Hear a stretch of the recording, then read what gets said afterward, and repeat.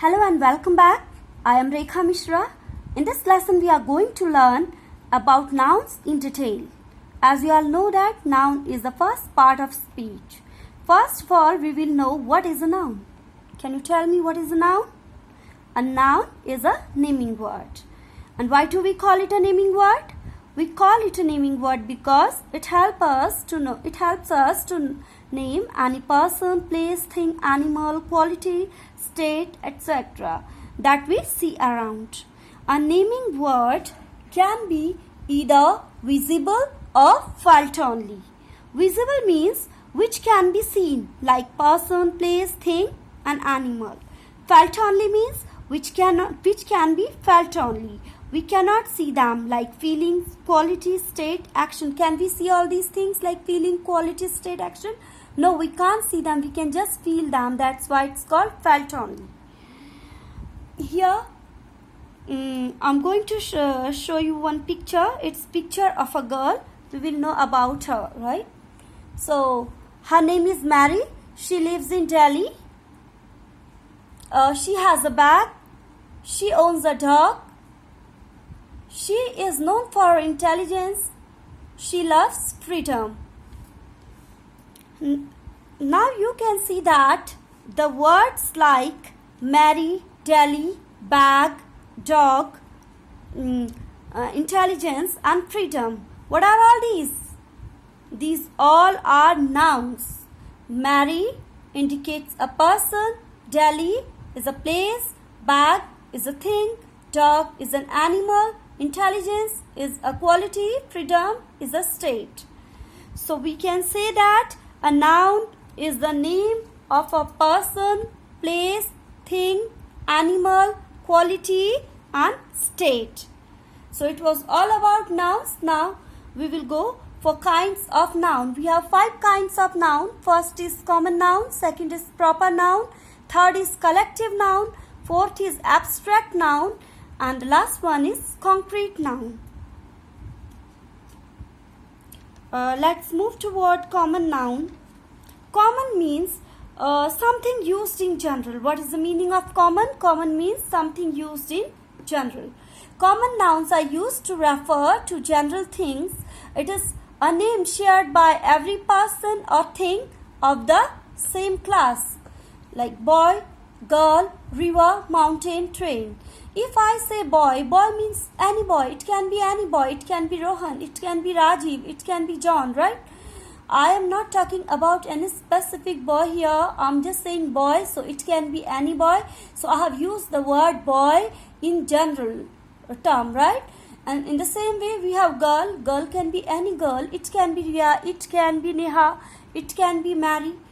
Next, river. If you talk about river, it can be river, Nile river, it can be Amazon river.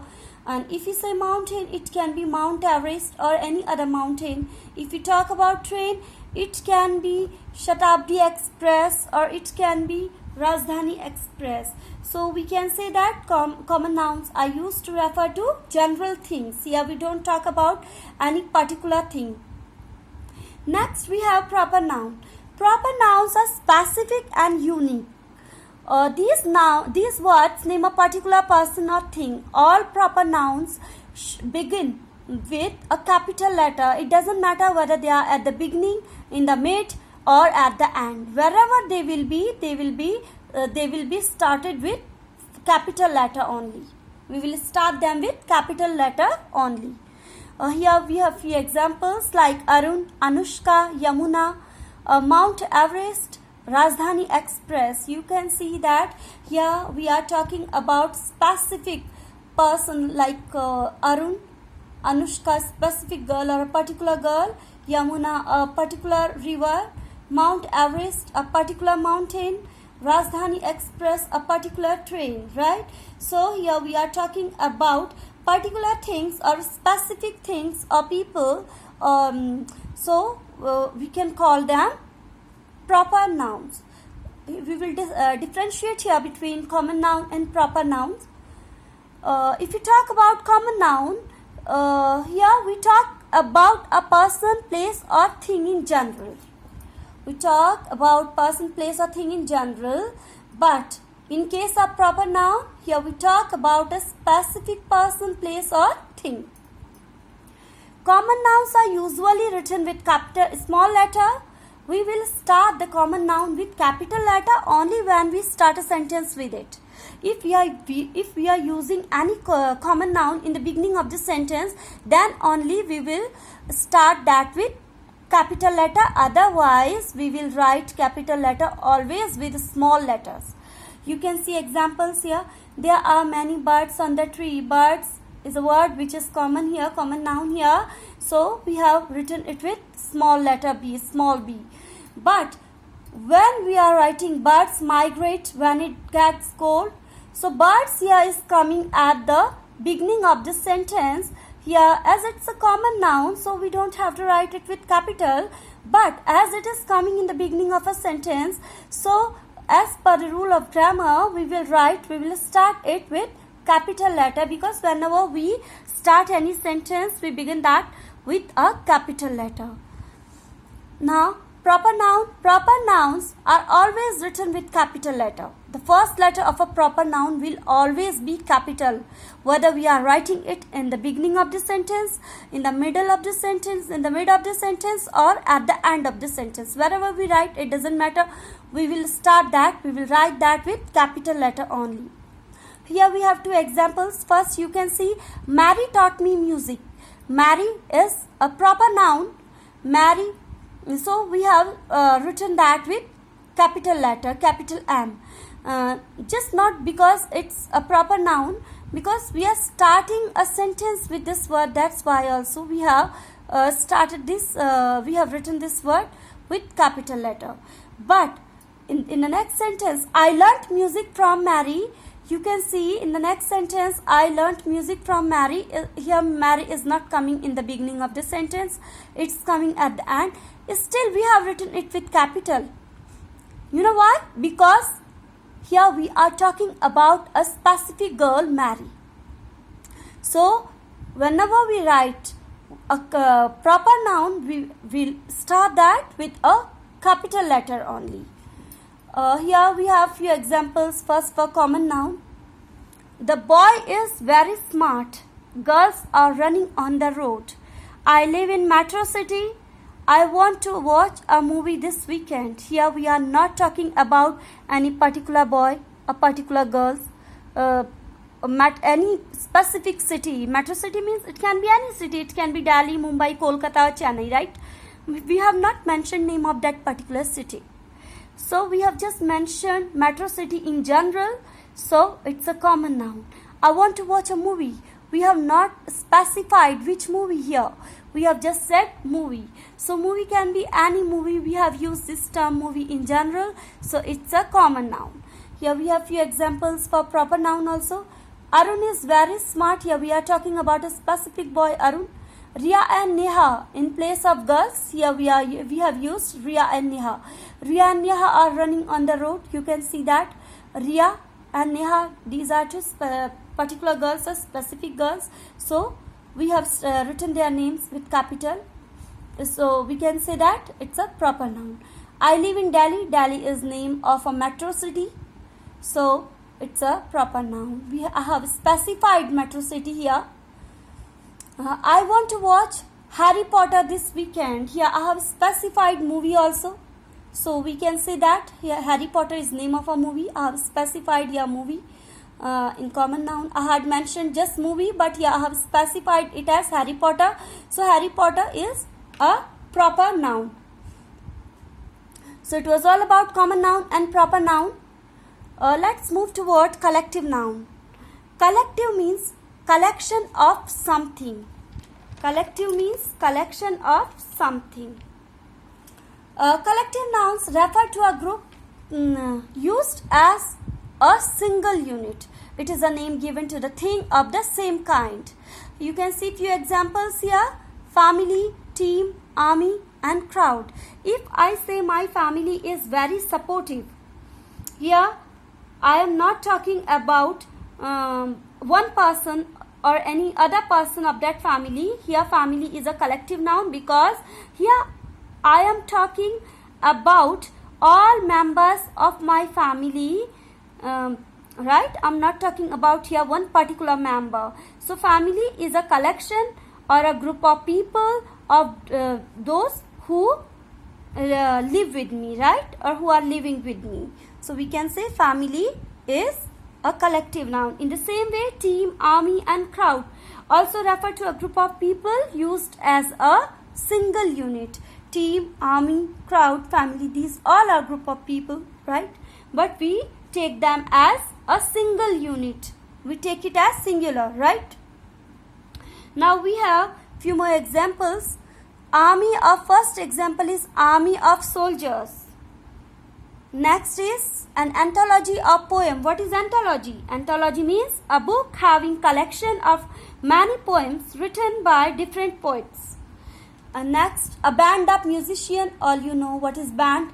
A bundle of sticks. It's very common and easy. Bundle, everybody is aware of that. A choir of singers. What is choir? Choir means a group of singers who perform together. Next, we have a crew of sailor. What is crew? Crew is a group of people who work on ship. Next, we have galaxy of stars.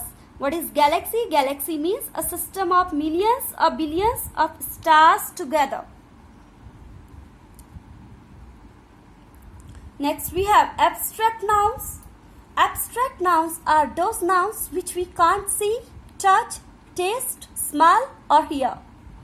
In fact, these nouns refer to ideas, qualities, emotions and other things we can't physically interact with. Means abstract nouns are those nouns which we cannot see, touch, taste, smell or hear, right?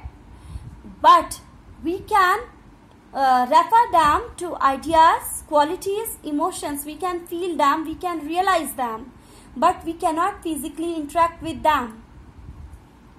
Here we have few examples. Belief, bravery, calm, charity, childhood, comfort, confidence, courage, education, ego, faith, life, sacrifice, victory, wealth, wisdom. These all are abstract nouns because we can't see them, we can't touch them, we can't taste them, we can't smell them, we can't hear them. These are just, we can consider them as ideas, qualities and emotions. Now we will go with few examples. She has an idea. She tries to control her anger. My friend was rewarded for her bravery. Some people are known for their wisdom. We can see here all the underlined words like idea, anger, bravery and wisdom. All these are abstract nouns. Now next is concrete noun. Unlike abstract noun, concrete nouns are those nouns which we can experience through our five senses. What are these five senses?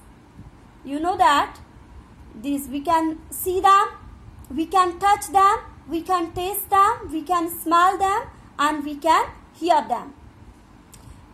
Here we have few examples: flowers, cows, water, car. These all are the things which we can see, touch, taste, smell or hear. So it was all about concrete noun. Now after learning about all five types of nouns, we will go for countable and uncountable nouns. As we can guess with its name, it's very easy to guess or understand. Countable nouns are those nouns which can be counted. Uncountable nouns are those nouns which cannot be counted. Now we will differentiate between countable nouns and uncountable nouns. First we will go with countable nouns. If we can put a number before a noun, that means it is a countable nouns. We call them countable nouns because that can be counted with numbers. So we can put numbers before them, like we can say 2 books, 5 flowers, 6 chocolates, 9 boxes, right? We can put numbers before all these countable nouns. We can count them. But in case of uncountable noun, we cannot put number before the noun. If we cannot put a number before the noun, it means that is an uncountable noun because it cannot be counted with numbers. Here we have few examples. Gold, milk, sugar and water. Can we say 2 gold, 3 milk, 5 sugar, 8 water? No. We can either use sum or value to count them, right? But we cannot count them in numbers. To measure them, we can put sum, we can add sum or any value. Here sum or a value can be added but not numbers. We can say a glass of water, we can say a spoon of sugar, but we can't say 2 sugars, 3 waters, right? Next, if we come to countable nouns can take both singular or plural form. Anything which is countable can be taken as singular as well as plural. They can be made plural. I can say 5 books, 8 chocolates, and I can say 1 book also. So it can be singular and plural both. But uncountable nouns cannot be generally made plural. They take the singular form only. We cannot convert an uncountable noun into plural form. It will be taken as singular always. If we have lot of water, we can't say 5 waters or 2 buckets of waters. It will remain water only, whether it's 1 glass of water or 5 glasses of water. So we cannot convert them into plural. We cannot make it plural. Next, countable nouns use the interrogative expression how many. For any countable things, we can ask how many books are there, how many flowers are there, how many chocolates you want, how many boxes are there, right? So how many will be used for as an interrogative expressions for countable noun. But in case of uncountable nouns, we won't use how many. Instead of that, we will use how much. We can say how much milk is left in the glass, right? In that way. Or how much sugar is there in the container. So it was all about countable nouns and uncountable nouns. And in this lesson, we all learnt about 5 types of nouns. And after that, countable and uncountable noun. Hope you all understood it very well and you liked it. If you really liked it, please share, subscribe and like this video. Thank you.